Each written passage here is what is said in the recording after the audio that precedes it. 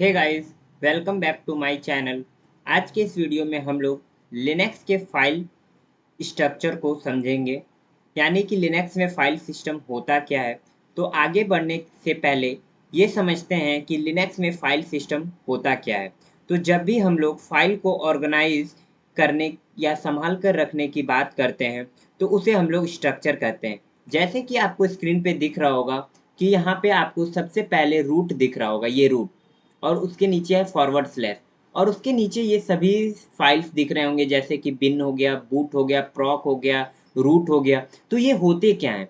यानी कि लिनक्स में जो भी हमारा डेटा स्टोर होता है या कुछ भी हम लोग स्टोर करते हैं वो रूट के अंदर हम लोग स्टोर करते हैं। अगर मैं आपको स्क्रीन पे दिखाऊं तो ये मेरा लिनक्स सिस्टम है। अगर मैं यहाँ पे अपने ड्राइव को ऑन करता हूँ और यहाँ पे मैं डबल क्लिक करता हूँ तो यहाँ पे आपको एक फॉरवर्ड स्लैश दिख रहा होगा, यानी कि जो भी हमारा डेटा स्टोर होता है वो लिनक्स में इसी के अंदर स्टोर होता है, यानी फॉरवर्ड स्लैश के अंदर। और मैं बात आपको एक क्लियर कर दूं कि विंडोज़ में हम लोग फ़ोल्डर बोलते हैं और लिनक्स में हम लोग फ़ोल्डर को डायरेक्टरी बोलते हैं। तो अगर मैं यहाँ पे डायरेक्टरी बोल रहा हूँ तो आप ये समझ लेना कि मैं फ़ोल्डर को ही डायरेक्टरी बोल रहा हूँ। तो चलिए हम लोग अपने पीपीटी पे आते हैं। तो ये हमारा लिनक्स का पूरा स्ट्रक्चर होता है।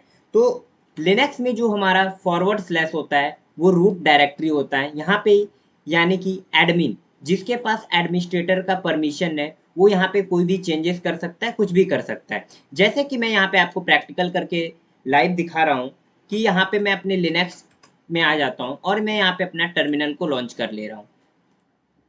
अब मैं रूट डायरेक्टरी में चलता हूँ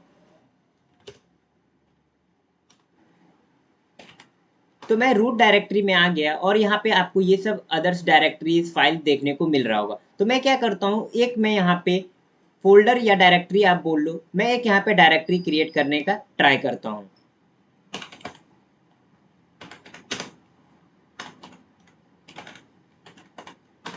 तो यहाँ पे आपको दिख रहा होगा कैनॉट क्रिएट डायरेक्टरी क्रिप्टोसैक परमिशन डिनाइड। यानी ये इसीलिए हुआ क्योंकि ये जो हैकर बॉय यूजर है उसके पास एडमिनिस्ट्रेटर का पावर नहीं है। यानी कि अगर आपको रूट डायरेक्टरी के अंदर अगर कोई भी फाइल को क्रिएट करना है तो आपके पास रूट डायरेक्टरी यानी कि रूट यूजर का परमिशन होना चाहिए।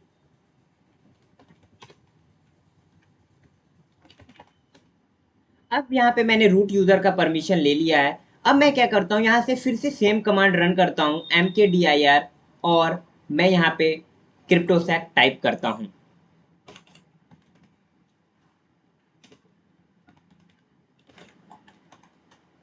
अब आपको दिख रहा होगा कि मुझे ऐसा कोई भी एरर फेस करने को नहीं मिला। अगर मैं यहाँ पे ls टाइप करता हूँ और हिट एंटर करता हूँ तो यहाँ पे आपको स्क्रीन पे दिख रहा होगा कि क्रिप्टोसैक डायरेक्टरी क्रिएट हो चुका है। यानी कि रूट, यानी कि फॉरवर्ड डायरेक्टरी, जिसको कि हम लोग रूट डायरेक्टरी भी बोलते हैं, अगर इसमें आपको कोई भी डेटा को क्रिएट करना है या कुछ भी क्रिएट करना है या फाइल क्रिएट करना है तो आपके पास रूट यूज़र का परमिशन होना चाहिए। यानी कि इस डायरेक्टरी में रूट ही यूज़र यानी एडमिन ही कोई भी मॉडिफिकेशन कर सकता है और कोई अदर यूज़र इस डायरेक्टरी में आके कोई भी मॉडिफिकेशन या चेंजेस नहीं कर सकता है।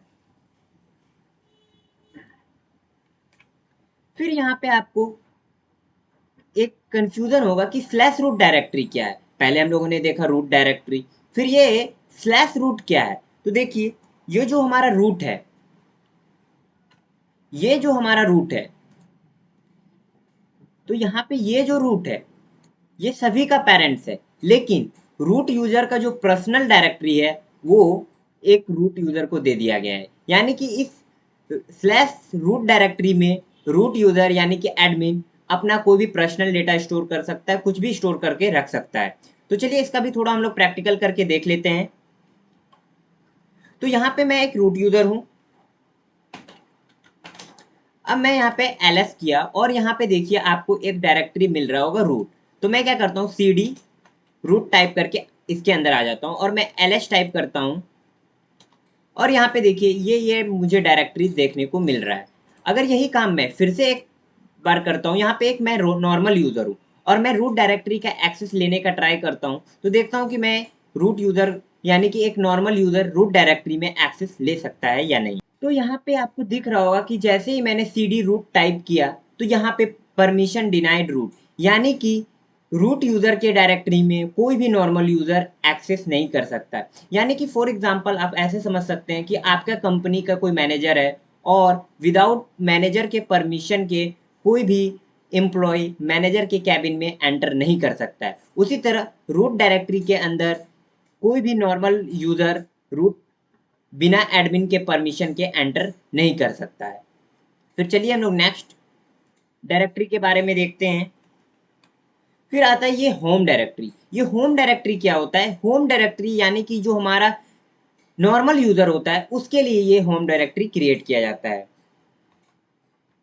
जैसे कि मैं अगर यहाँ पे आपको दिखाऊं तो यहाँ पे आपको एक डायरेक्टरी देखने को मिलेगा। ग्राफिकल व्यू में मैं आपको दिखा रहा हूँ होम, और इसके अंदर दिखेगा हैकर बॉय।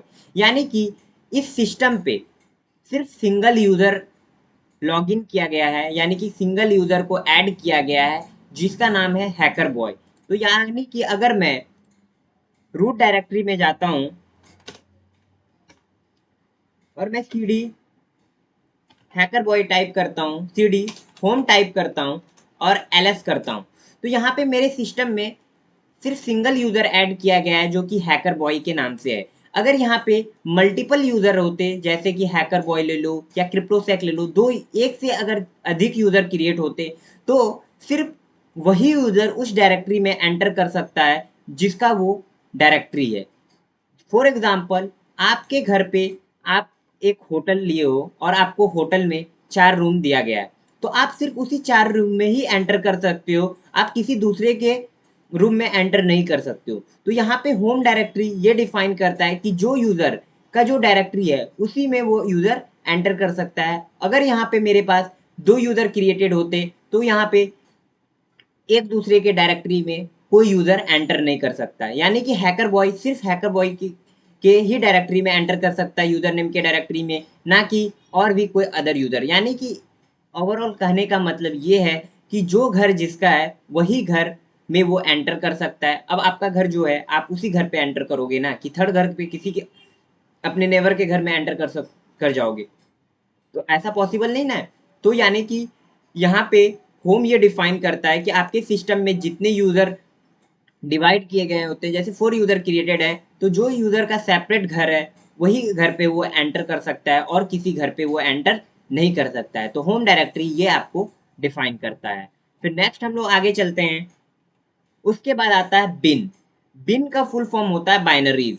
इसके अंदर लिनक्स में जो भी कमांड्स होते हैं वो यहाँ पे रखे गए होते हैं। जैसे कि आपको मैंने स्टार्टिंग में ही, अगर आपने हमारा फर्स्ट पार्ट लिनक्स का नहीं देखा है, हिस्ट्री ऑफ लिनक्स, तो वो जाके देख लीजिए। उसमें आपको मैंने बताया था कि लिनक्स में हमारा जो भी डेटा होता है, वो चाहे फोल्डर हो या फाइल हो या कुछ भी डेटा होता है जो हमारे सिस्टम पे स्टोर करते हैं, वो एक फाइल में स्टोर होता है। तो यहाँ पे बाइनरीज में हमारा क्या होता है, बिन स्लैश बिन डायरेक्टरी में हमारा क्या स्टोर होता है, सिस्टम के कमांड्स स्टोर होते हैं, यानी लिनक्स का कमांड यहाँ पे स्टोर किया जाता है। अगर मैं यहाँ पे आपको प्रैक्टिकल दिखाऊं तो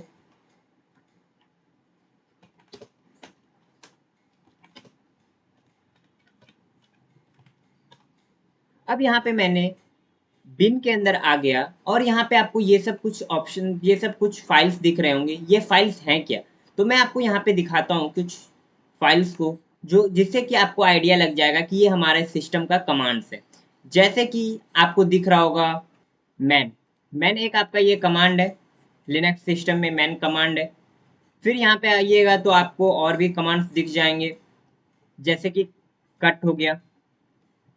फिर यहाँ पे आपको एलएस मोड दिख गया, शॉर्ट दिख गया।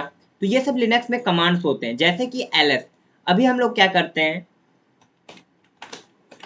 मैंने एलएस टाइप किया, तो आप फिर से देखिएगा, मैं क्लियर कर रहा हूँ और मैं एलएस टाइप कर रहा हूँ और हिट एंटर कर रहा हूँ, तो क्या हो रहा है, मुझे लिस्ट दिखाया जा रहा है। ठीक है, लेकिन मैं क्या करता हूँ, यहाँ पे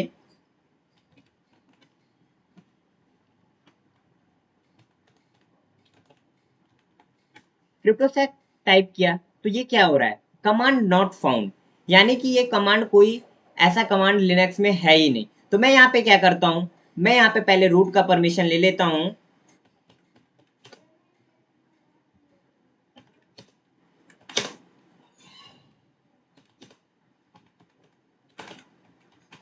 मैंने ये कमांड चलाया sudo cp ls cryptosec।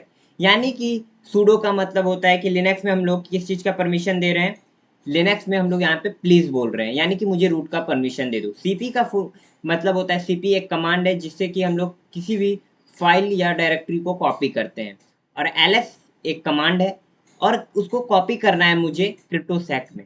और मैं यहाँ पे जैसे ही एंटर करूँगा और अपने पासवर्ड को एंटर कर दूंगा, अब अगर मैं क्रिप्टोसैक कमांड रन करता हूँ तो देखना मेरा जो क्रिप्टोसैक कमांड है वो एलएस की तरह वर्क करेगा। अब देखिए मैंने क्रिप्टोसैक टाइप किया और ये मेरे सिस्टम का यानी कि इस डायरेक्टरी को लिस्ट कर रहा है, इतने सारे फाइल्स को। यानी कि अब आपको क्लियर हो गया होगा कि बिन डायरेक्टरी के अंदर हमारे जो भी सिस्टम से रिलेटेड फाइल्स होते हैं, यानी कि सिस्टम के कमांड से रिलेटेड फाइल्स होते हैं, वो यहाँ पे ही स्टोर किए जाते हैं। फिर आता है एस बिन, जिसको कि हम लोग सिस्टम बाइनरीज बोलते हैं। इसके अंदर जो भी इसके अंदर कुछ इंपॉर्टेंट कमांड्स स्टोर होते हैं जो सिर्फ एडमिन यूज कर सकते हैं। अगर यहाँ पे मैं आपको प्रैक्टिकल करके दिखाऊं तो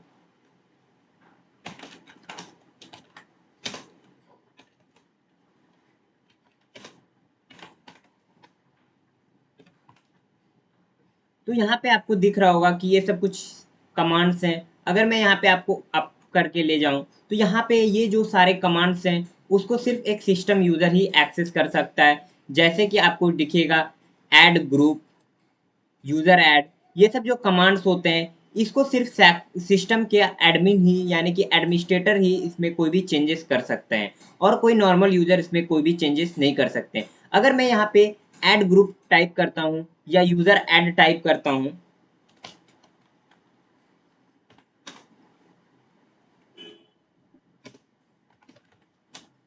यहाँ पे आपको दिख रहा होगा मैंने यूजर ऐड किया और आनंद टाइप करके हिट एंटर किया, तो यहाँ पे आपको दिख रहा होगा परमिशन डिनाइड, यानी कि मेरे पास परमिशन नहीं है ये कमांड को यूज करने का।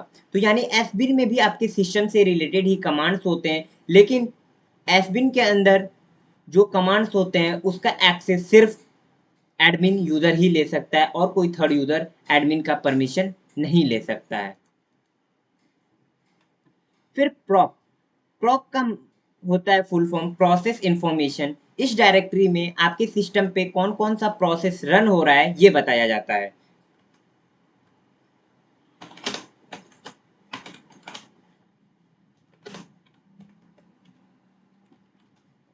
तो यहाँ पे आपको दिख रहा होगा कि मैंने जैसे ही ls टाइप किया तो यहाँ पे बहुत सारे इन्फॉर्मेशन दिख रहा होगा। अगर मैं यहाँ पे मेमोरी इन्फो को हाईलाइट करूँगा, यानी कि मैं यहाँ पे इसका प्रोसेस देखना चाहता हूँ, तो मैं क्या करता हूँ और मेमोरी इन्फो पे मैंने टाइप किया तो ये मेरे सिस्टम से रिलेटेड कितना टोटल मेमोरी है, मेमोरी कितना फ्री है, बफर साइज क्या है, कैश मेमोरी क्या है, एक्टिव क्या है, इनएक्टिव, सारा डिटेल ये हमको प्रोवाइड कर रहा है। यानी कि आपके सिस्टम में जो प्रोसेस रन हो रहा है, जब भी आप अपने सिस्टम में कोई भी चीज़ को रन कराते हैं, कोई भी एप्लीकेशन या सॉफ्टवेयर को रन कराते हैं, तो उसको एक प्रोसेस आईडी डिफाइन किया जाता है। उस प्रोसेस आईडी के थ्रू ही वो चलता है। तो यहाँ पे मेरे सिस्टम पे इतने सारे प्रोसेस रन हो रहे हैं, उसका ये प्रोसेस आईडी आपको सिस्टम पे दिखाया जा रहा है, शो किया जा रहा है।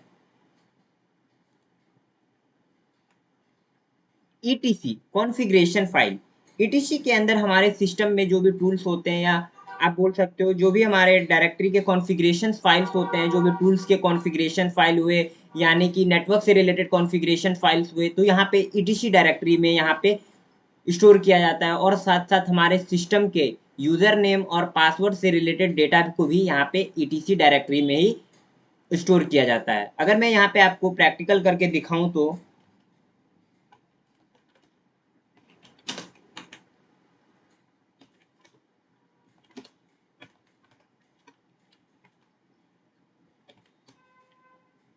यहाँ पे देखिए ये सारे जो भी हमारे फाइल्स हैं, यहाँ पे आपको दिख रहा होगा ये सारे हमारे कॉन्फ़िगरेशन फाइल हैं, किसी टूल के हो सकते हैं। ये देखिए एसएनएमपी है, एसक्यूएल मैप है, ये हमारा टूल है। फिर यहाँ पे आपको ये हमारे इस डायरेक्टरी के अंदर हमें यूज़र नेम और पासवर्ड का हैश मिल जाएगा।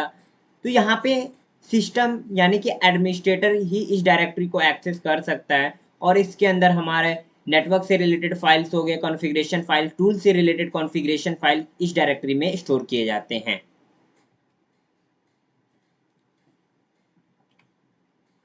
बूट, तो बूट लोडर फाइल इस डायरेक्टरी को बोला जाता है। इस डायरेक्टरी के अंदर हमारे सिस्टम में जब हमारा सिस्टम बूट होता है तो जो भी इम्पोर्टेंट फाइल सिस्टम को रिक्वायर्ड होती है बूट करने के लिए, सिस्टम को स्टार्ट करने के लिए, वो इस डायरेक्टरी में स्टोर करके रखा जाता है। अगर मैं यहाँ पे आपको दिखाऊं, यानी कि इस डायरेक्टरी के अंदर आपको दिख रहा होगा कि बहुत सारे फाइल्स स्टोर किए गए हैं। यानी कि जब भी आप अपने सिस्टम को पावर अप करते हैं तो जब सिस्टम रन होता है तो आपको सिस्टम को रन करने के लिए जो भी इम्पोर्टेंट फाइल्स होते हैं वो इस डायरेक्टरी में स्टोर करके रखा जाता है।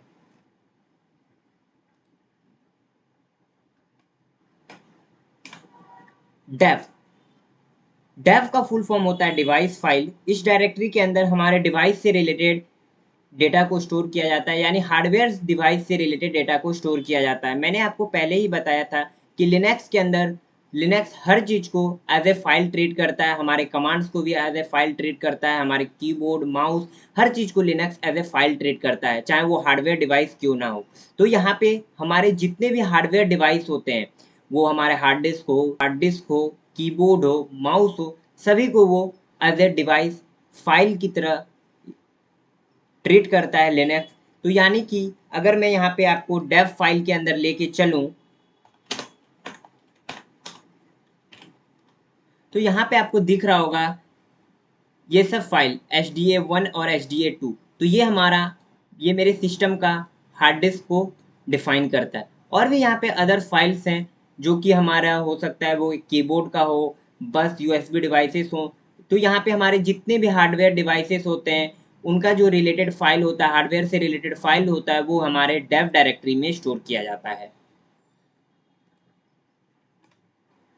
MNT, जिसको कि हम लोग माउंट डायरेक्टरी बोलते हैं, इसके अंदर जब भी हम लोग कोई एक्सटर्नल हार्ड डिस्क या पेन ड्राइव अपने सिस्टम में इंसर्ट करते हैं तो हम लोग जो भी पेन ड्राइव या हार्ड डिस्क को इंसर्ट किए होते हैं तो जो भी हमें डेटा को माउंट करना होता है तो वहाँ पे ही माउंट होता है। तो अगर मैं यहाँ पे आपको दिखाऊं अपने काली लिनक्स सिस्टम पे,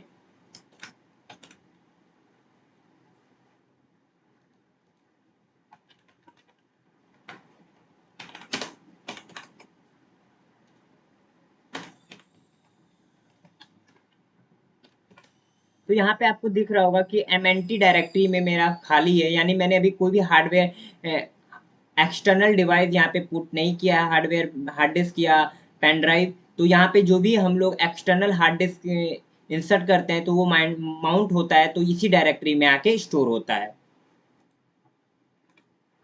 फिर लिव, जिसको कि हम लोग शेयर लाइब्रेरीज बोलते हैं, यानी कि जब भी आप लोग कोई भी टूल या एप्लीकेशन को रन करते हो तो उसके साथ कुछ अदर चीज़ की भी रिक्वायरमेंट होती है जिसको कि उस टूल को रन करने के लिए रिक्वायर्ड होता है। तो जो भी हमारे टूल्स होते हैं या हमारे सॉफ्टवेयर्स होते हैं उसको रन करने के लिए जो भी अदर रिक्वायरमेंट्स होते हैं फाइल्स का, वो शेयर्ड लाइब्रेरीज के अंदर स्टोर होता है, यानी कि स्लैश लिव डायरेक्टरी के अंदर स्टोर होता है।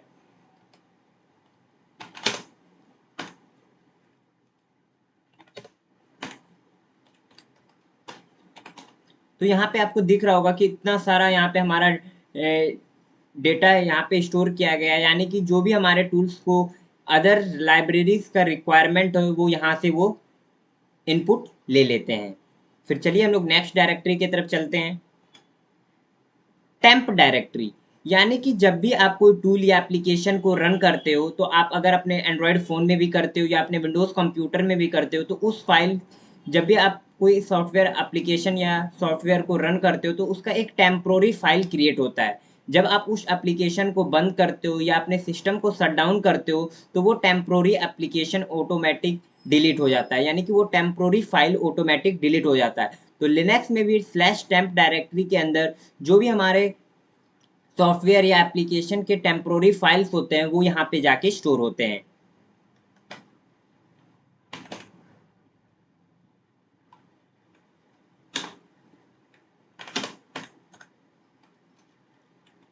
तो यहाँ पे आपको दिख रहा होगा कि जो भी हमारे लिनक्स सिस्टम के अंदर यहाँ पे टेम्पोररी डायरेक्टरी के अंदर जो भी फाइल्स क्रिएट हुए हैं ये एक टेम्पोररी फाइल है, जब मैं सिस्टम को शट डाउन करूँगा तो ये ऑटोमेटिक डिलीट हो जाएंगे। तो आप यहाँ पे इसको फोर्सफुली डिलीट मत कीजिएगा, हो सकता है कि आपका लिनक्स सिस्टम क्रैश कर जाए। तो नेक्स्ट जो डायरेक्टरी है स्लैश यूज़र, इस डायरेक्टरी के अंदर जो एप्लीकेशंस इंस्टॉल होते हैं, जो कि फाइल्स इंस्टॉल होते हैं, जो भी हम लोग टूल वगैरह को इंस्टॉल करते हैं, उसका कॉन्फ़िगरेशन फाइल हमारे स्लैश यूज़र के अंदर स्टोर होता है।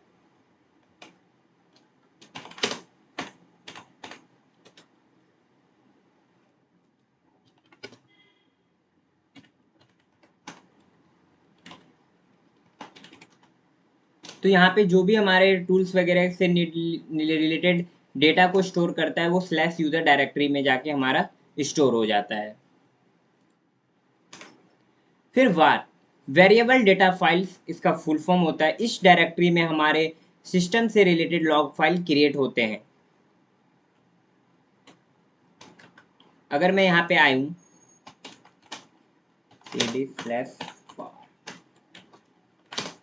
तो यहाँ पे आपको एक डायरेक्टरी मिल रहा होगा लॉग। अगर मैं लॉग के अंदर आता हूँ तो यहाँ पे देखिए हम लोग वेर डायरेक्टरी के अंदर लॉग में है, लॉग डायरेक्टरी में है। यहाँ पे आपको अल्टरनेटिव लॉग्स मिल जाएगा, यानी कि आपके सिस्टम में जो भी कोई भी एरर आता है, कोई भी काम करते हो, इंस्टॉल करते हो, कुछ भी काम करते हो, तो वो एक लॉग फाइल में सेव हो जाता है और वो लॉग फाइल आपके वेर के अंदर लॉग फाइल लॉग डायरेक्टरी में स्टोर किया जाता है।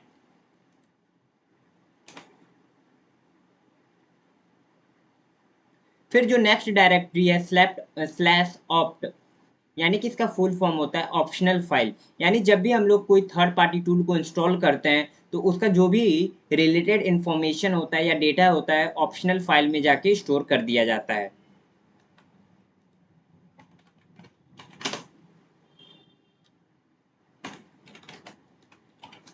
तो यहाँ पे मेरे ऑप डायरेक्टरी में माइक्रोसॉफ्ट से रिलेटेड एक टूल इंस्टॉल्ड है जो कि यहाँ पे आपको शो कर रहा होगा।